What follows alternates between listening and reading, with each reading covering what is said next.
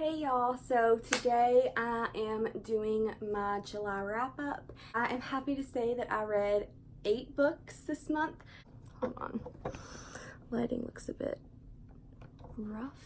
Okay, I feel like that's better. I did manage to read 1 book from the TBR jar picks for July. I actually technically finished it today, August 1st, but I'm going to talk about it in this wrap up since it is the only book I read from my TBR jar, and I don't even know why I did TBR jar in July. I had hip surgery, and I also had the reading rush, so I'm not exactly sure why I did a TBR jar picks, like, period in July. I was not the brightest when I made that decision. That's okay, I did manage to read 1. My mom and I are actually gonna film a August TBR jar picks after this video, but I did want to do my wrap up real quick. I'm gonna talk about TBR jar book I read first, and then I'm gonna talk about what I read in the reading rush. So the TBR jar book that I read this month was Under Rose-Tainted Skies by Louise Cornell. I gave this a 4 out of 5 stars. I really enjoyed it. I thought it was a really good contemporary. This is about a girl named Nora who has agoraphobia and pretty bad OCD. She does not leave her house at all. She pretty much is just housebound. The only time she'll leave her house is when she has therapy, but she has to do the therapy session in the car. She won't go in the doctor's office. So yeah, it is a pretty severe case. It was such a good book. It talks about her mental health journey and her ups and her downs, and it was just a really, really amazing book. I will say there is a trigger warning for cutting and panic attacks. I have horrible panic attacks, so that was triggering for me, because whenever I hear or read or watch a person go through a panic attack, it really triggers me because it is frightening. And actually, this is the first book ever where I've read about a panic attack where the main character passes out. I passed out often when I would have panic attacks, especially in high school. I'll even pass out now, but especially when I was in high school and in middle school, I would just faint. I had so many people telling me that I was faking, that I wanted attention, that I was just like really hungry for being the center of attention all the time and wanting the spotlight on me, which was so far from the truth. I tried to blend in as much as possible, and then that stuff would happen and I would just collapse in the middle of a room and everybody would talk about me and just be so horrible to me. And that's actually one of the reasons I became homeschooled in high school, because of the bullying, and I was just so afraid to go to high school. I was so afraid to walk into that school because I thought, what if I pass out? What if I have a panic attack? And then everybody's gonna laugh at me. So I developed panic disorder where I would not go certain places if I thought it was gonna trigger a panic attack. So just so I could avoid the panic attack. But your body basically just gets worked up and your body wants you to calm down. And if you're not gonna calm down, it's gonna make you calm down. If you're not gonna breathe, your body's gonna make you breathe. So you faint. And then your body just naturally gets back to where it needs to be. I related to this so much in so many ways. I have horrible anxiety, and there was a period about a year ago where I did not leave my house ever. I was terrified to leave just because of everything that goes on in the world. And also it was when my Crohn's disease was at its worst. Anytime I would walk out of the house, I'd get sick. I'd get strep, I'd get pneumonia, I'd get bronchitis. So I was terrified to leave my house. For a good 6 months, I did not leave my house at all. And I slowly started to get back in the world once my Crohn's got better and once I didn't get sick at the drop of a hat. It's improved. I wouldn't say I had agoraphobia maybe, because I don't think I did. I think I just was so afraid I was gonna get sick that I didn't want to leave the house. But I also have OCD, she has OCD, and I don't know, I just felt like the mental rep was really good in this book. I just felt connected to Nora on many different levels, so I don't know, I just really related to her and could understand the pain that she was going through in wanting to be normal. And she would look out her window a lot and just look at other people live their lives. And the song Lovely by Billie Eilish and Khalid is, to me, the perfect representation of my mental illness, You're trapped in this clear box and you can't get out, but you can see other people living their lives and being happy and normal, and you're just like, why can't I be that way? Why does my anxiety have to ruin everything? Like, it ruins everything. And then she talked about this, when people just say, well, then quit worrying about it, or just stop freaking out. And it's like, do you guys think if I haven't tried that a million times, like if it were that easy, that I wouldn't just stop doing it? But I definitely think this book would be good to read for people who don't even have mental illnesses, just so they can kind of understand what goes on in the head, in a person's head when they have severe anxiety, OCD, depression, all of that. I think it's good to educate yourselves. I definitely would highly recommend this. And the reason I gave it a 4, not a 5, there were certain things in the book that kind of bothered me. There was a time when Nora's therapist came over to her house, and Nora was having like a freak out because the guy she liked, who lived next door, was coming over in like a couple hours, and this therapist was there with her, and then the guy knocked on the door. And mind you, this new guy just moved into their neighborhood. Her mom hasn't met him. The psychiatrist never met him, and Nora has never actually like spent one-on-one time with him, like by themselves in a house. They've only ever spoken like through a door. I'm just sitting here, and this therapist gets up and leaves Nora by herself. And I'm just sitting here thinking, why on earth would an adult leave a woman by herself in a house with a strange man? I have no idea what was going through this woman's head when, like, what kind of doctor does that? Luke is so sweet, he would never have hurt Nora, but it's like, you can't risk that at all, leaving a woman alone with a strange man by herself. Her mother was in another state. The doctor just leaves. Like, what if something happened? Or, like, you shouldn't do that. And I'm surprised that Nora didn't freak out about that, because I was freaking out about that. And I don't know, that bothered me. And there was just other little things in the book that made it less enjoyable for me. Not too bad. A 4 is still a great rating in my opinion, but that's my thoughts on this.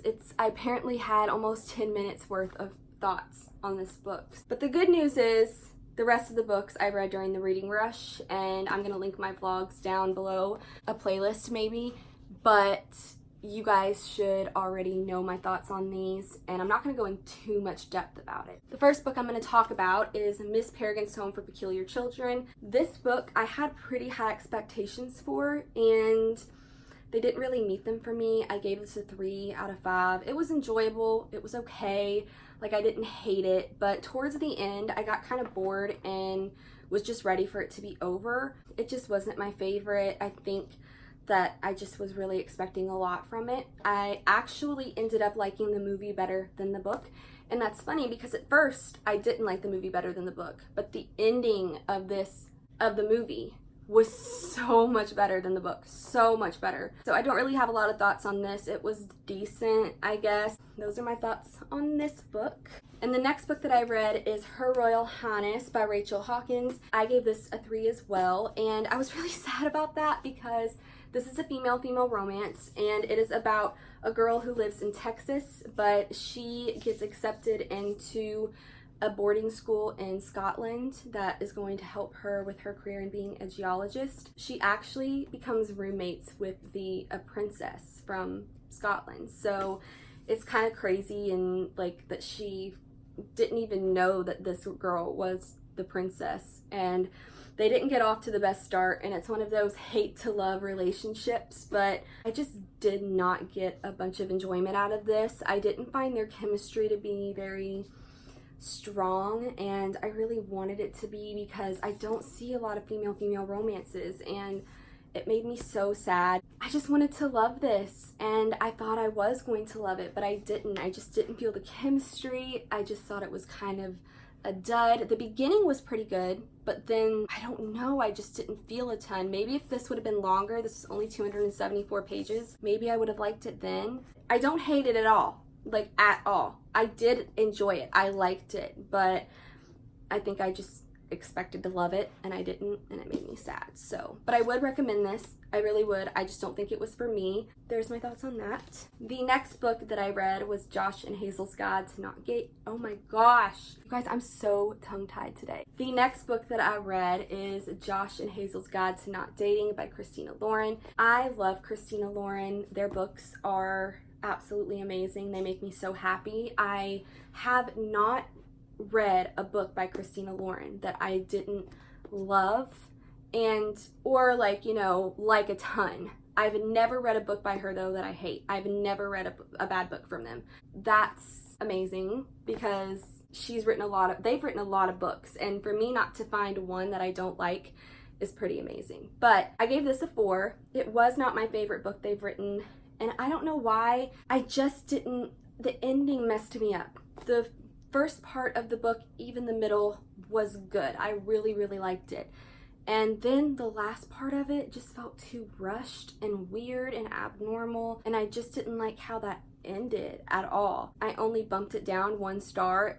4 is still a great rating, but I don't know, it just wasn't what I wanted the ending to be, which obviously I know an authors can't cater to my needs, but you know, people have their preferences, and my mom gave this a 5. She said she'd rate it a 10 if she could, so she loves this. I loved it too, but I just didn't love the ending, and it made me really sad. And Hazel also would make me want to pull my hair out sometimes. She was so much for me. There's quirky, and then there's annoying. Like, my mom's quirky, but in the best way possible, the most endearing way possible. This girl was insane. Could not take her at times. Like, wanted to throw my book. She would annoy me so much. So I did really enjoy the book. The guy, amazing. Want to marry a man like this. That's my thoughts on this book. And the next book that I read was Final Girls by Riley Sager. This is my first Riley Sager book. It was pretty good. I gave it a 4. Most of the ratings, you can tell like there's a theme with my ratings this month. I read a lot of 4s, and I don't know really why that is, but I just keep reading books and they're not necessarily hitting the perfect spot for me, like making me feel extremely satisfied, like 5-star read.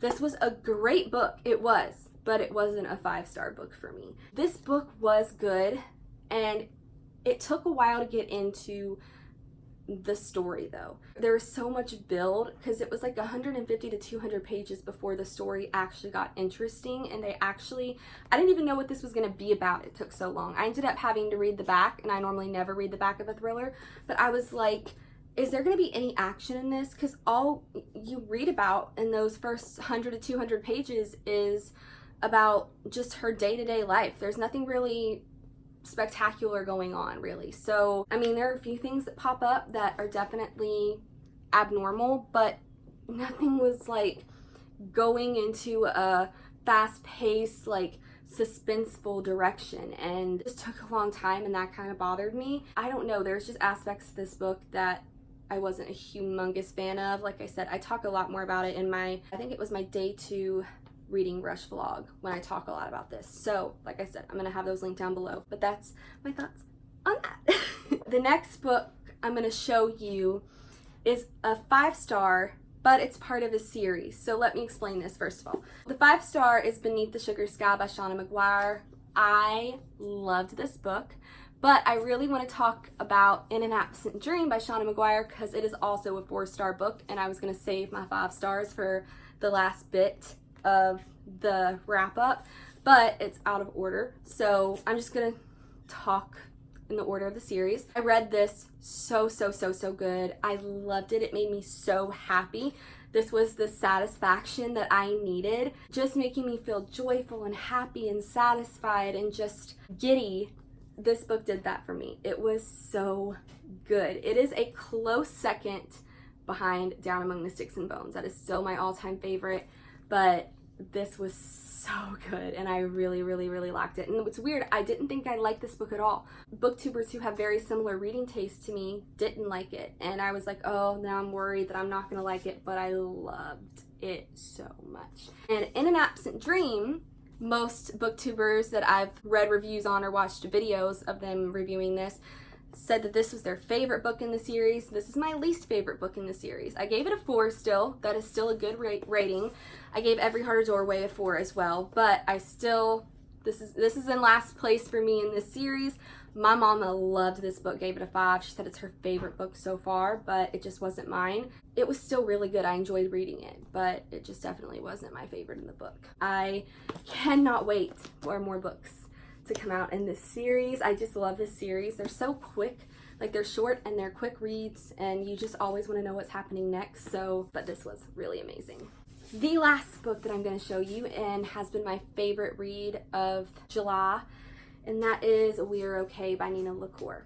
So I've been wanting to read this since I started booktube almost 2 years ago. It'll be 2 years in November. This is one of the first books I bought, and it took me such a long time to read, and I don't know why, because it's super short. When I started reading it more, I knew this book was about grief, and I think that's why I procrastinated so much. I get very emotional in my Reading Rush Day 1 vlog where I read this. I cry the entire ending of that vlog. I'm just sobbing, so that was embarrassing. That's how it made me feel. It did make me cry. It made me have all of these feelings come to the surface that I didn't even know was there, but it was such a beautiful book. It touched my soul, and I gave it a 5.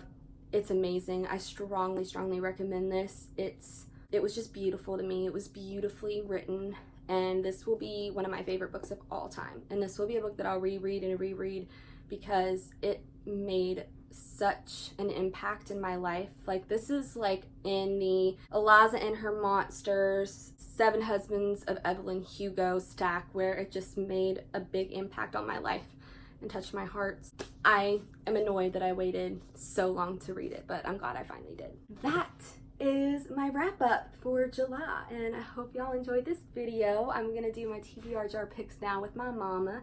And like this video if you want to, and subscribe if you want to. And like I said, I'm linking all of my vlogs down below for the Reading Rush, and my mama is in those as well. And she wraps up her books in day 7 of Reading Rush, and so did I, but I just wanted to do a formal video of this. So that's it. I hope y'all enjoyed it, and I will see you in the next video. Bye.